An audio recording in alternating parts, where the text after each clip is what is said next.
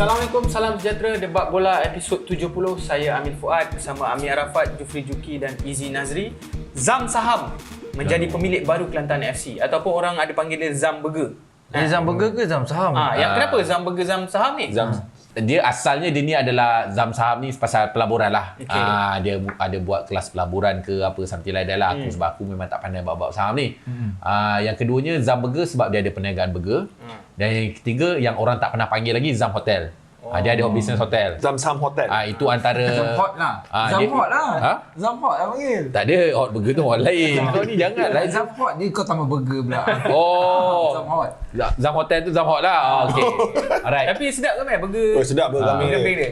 Terbaik Aku memang peminat sebenarnya sebelum ni. Okey, kita teruskan Ya. Selepas 5 kali menggandakan rundingan dengan Kelantan, pasukan Kelantan, pakar pelaburan terkenal Norizam Tukiman, ni nama sebenar dia atau dikenali sebagai Zam Saham, akhirnya bakal menjadi pemilik Kelantan.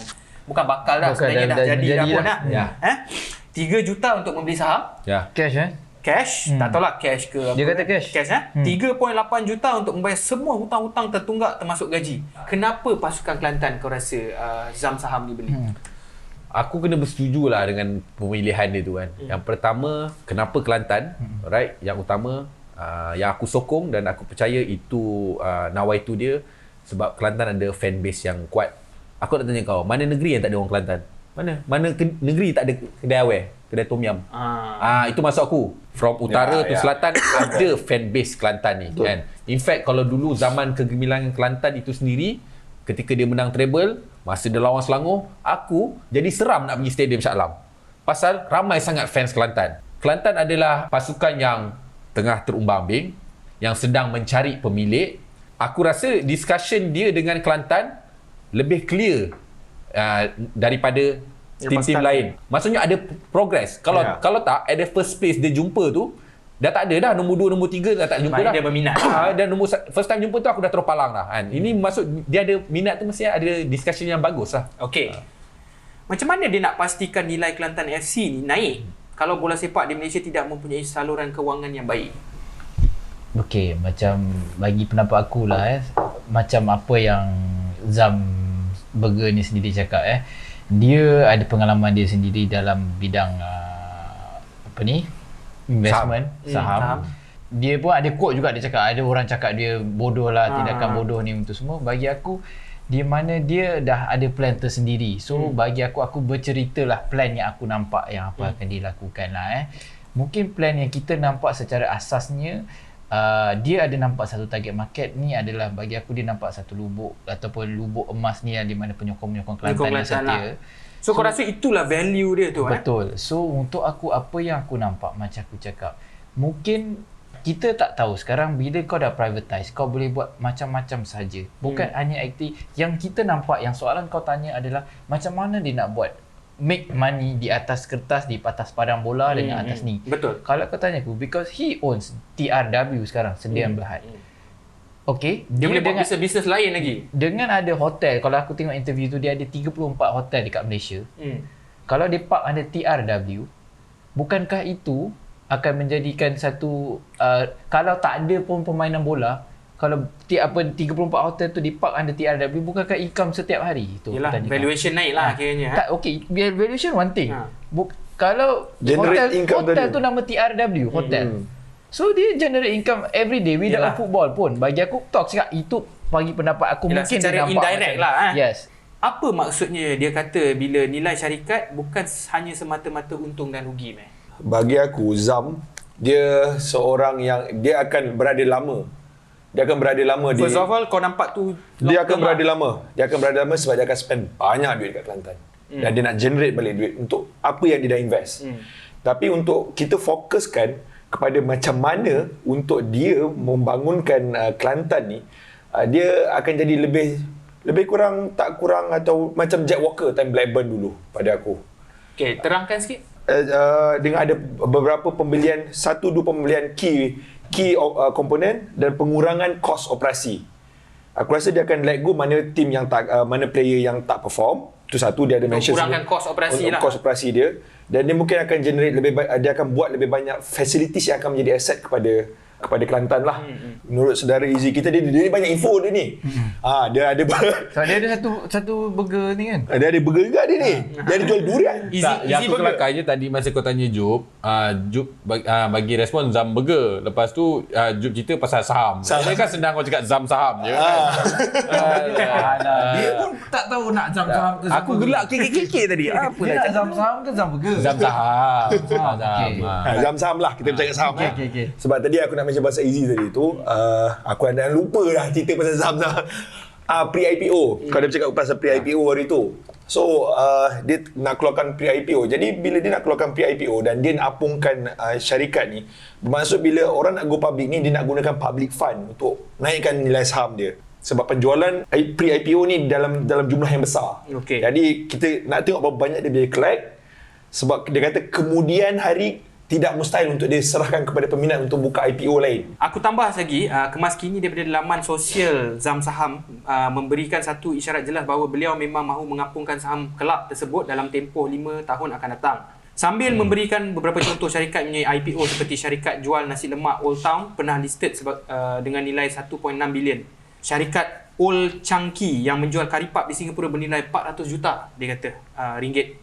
Dan lain-lain lah. Saham ni dia kata benda yang terapung yang boleh dinilai sendiri oleh orang awam dari segi bagaimana mereka mempunyai keyakinan dengan Kelantan FC pada masa akan datang. Maksudnya kat sini orang nampak macam vision dia, visi dia, maksud dalam 5 tahun, aku nampak ada potensi sebab tu aku akan beli saham ni. Mungkin dari segi tu nilai akan naik. So pengurusan management dia. Pengurusan dia maknanya pengurusan dia makin bersih ke apa ke. Kau rasa penyokong Kelantan akan support dia punya idea ni? Mungkin akan support kan. Tapi tak ada masalah sebab ada je orang kata penyokong-penyokong lain yang rasa macam aku pun nak join lah walaupun aku bukan, katakanlah aku bukan peminat pasukan Kelantan tetapi aku nampak apa salahnya contribute 1,000 kan? Benda tu bukannya satu benda yang pelik kan, nama pun saham kan. So it just beza je kau labung untuk bukan pasukan kau. Ramai juga usahawan-usahawan yang berjaya daripada Kelantan, businessman, orang kaya ke apa, ada dekat situ ada. Yang kita tak nampak, yang tak di-highlight kan.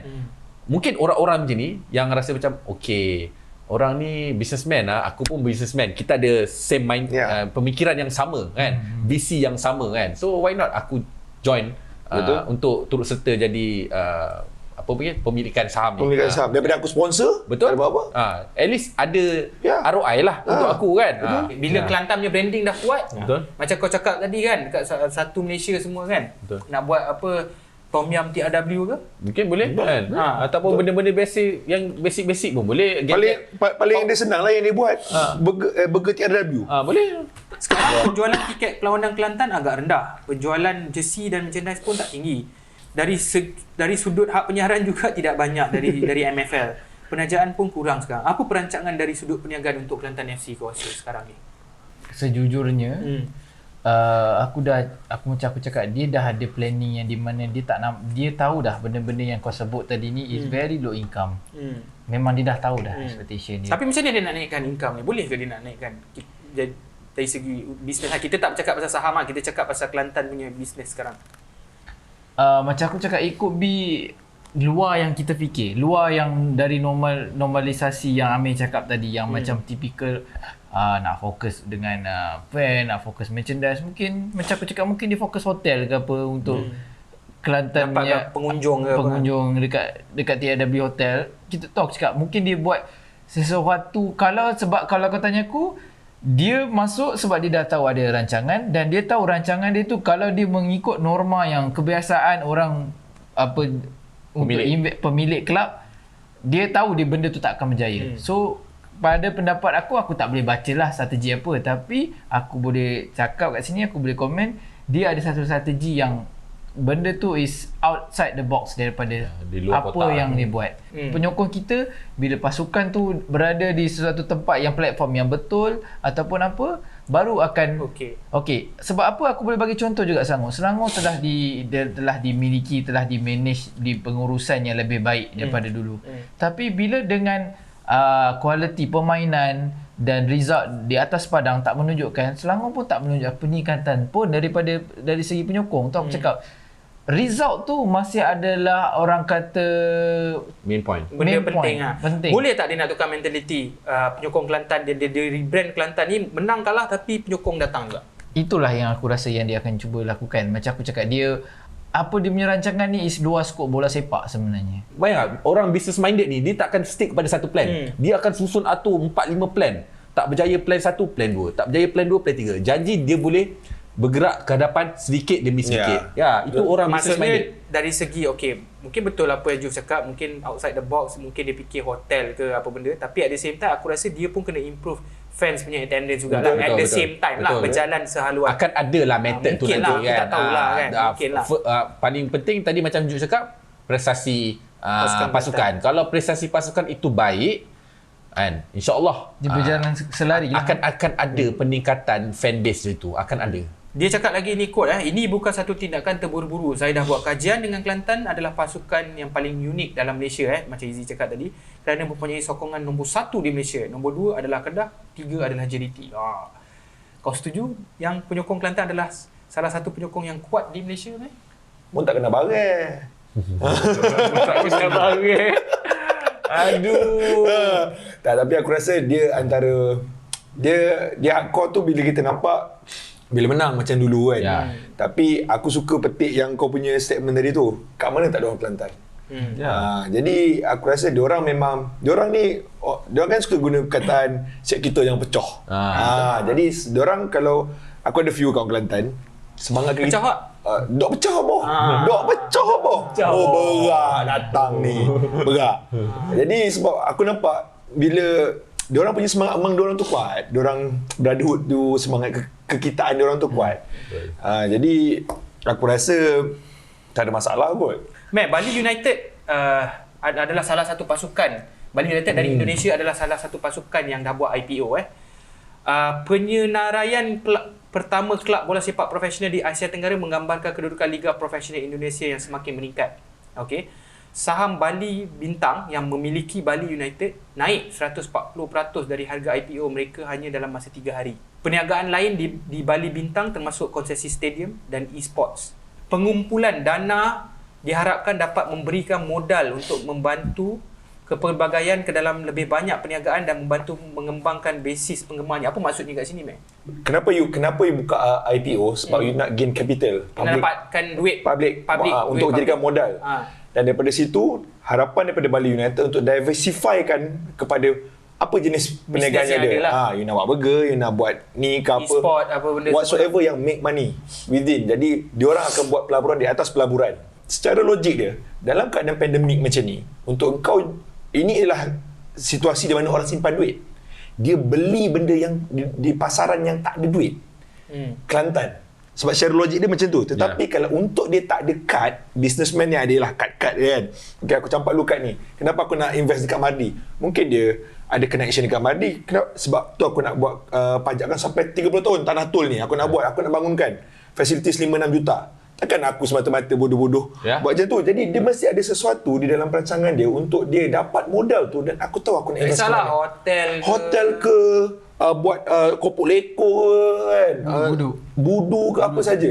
Percayalah akan ada sesuatu yang pelik keluar dan pertama kali daripada pengurusan Kelantan. Sebab kita tak pernah ada 1 jutawan yang beli macam ni. Proper jutawan lah. Jutawan ada sebelum ni macam Datuk Vida apa semua yang bagi aku. Tapi dia masuk bukan sebagai pemilik penuh kan. Itu aku dia masuk sebagai presiden. aku menggambarkan Presiden Kafar.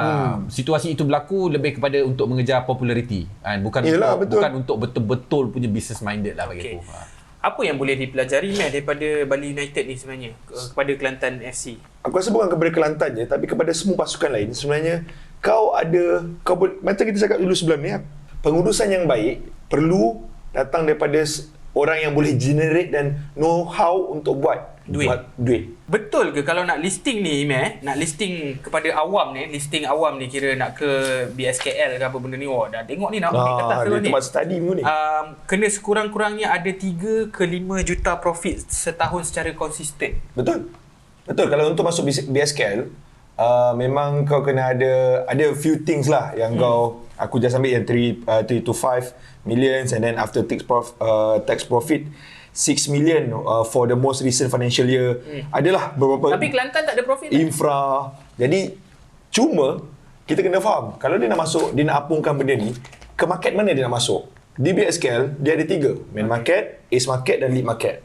Kalau yang kita boleh nampak, perbincangan aku dengan rakan aku daripada Security Commission, dia orang menjangkakan ace market yang paling sesuai.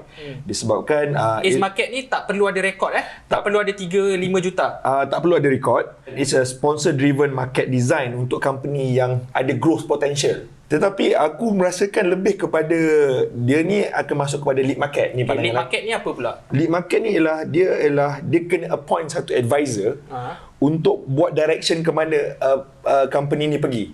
Dia ada business model yang clear, and then tapi dia ada great visibility untuk ke mana dia pergi dengan business model dia tu. Aku nampak kat situ. Lead market ni pula dia sebenarnya untuk usaha-usaha kecil Dia banyak enterprise. kepada SME, untuk lepas SME, small medium enterprise punya company. Dia nampak kat mana dia boleh utilize melalui capital market ni lah.